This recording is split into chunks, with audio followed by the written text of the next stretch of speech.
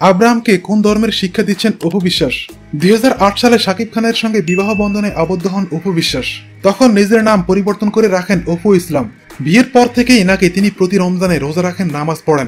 এর পেছনে কারণ শাকিব খানই, তিনিও নিয়মিত রোজা রাখেন। অপু জানান, শাকিব কখনো জোর করেননি রোজা রাখার জন্য। আমি নিজে নিজেই দোয়া আর সব নিয়ম কানুন ওর কাছ থেকে জেনে নিয়েছি।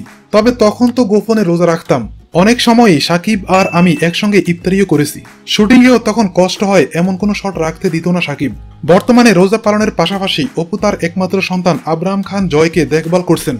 আব্রাহাম বেড়ে উঠছে কোন রীতিতে? আব্রাহাম অবশ্যই ইসলামিক নিয়ম কানুনে বেড়ে উঠছে। আমি যতটা পারি ওকে সেভাবেই বড় করার চেষ্টা করছি। ইসলামই ওর ধর্ম, এটা পরিষ্কার কথা, এখানে কোনো সন্দেহ নেই। তাকেও নামাজ পড়া শেখাচ্ছি। আর ও যখন পাঞ্জাবি টুপি পরে অনেক কিউট লাগে। বাসায় থাকলে নিয়মিত ইফতারির আয়োজনও করি। সাহেবও তখন ইফতারির টেবিলে বসে। এই রমজানে কোনো প্রতিজ্ঞা আছে? জীবনকে প্রতিনিয়তই পর্যালোচনা করছি।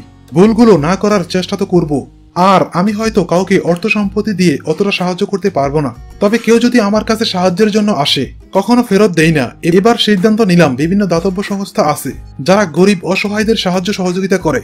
আমাকে যদি সেখানে কোনো দরকার হয়, আমি পাশে থাকার চেষ্টা করব। আমার পরিচিত কাজে লাগিয়ে যদি অসহায়দের কোনো সাহায্য করার সুযোগ আসে, আমি আসি।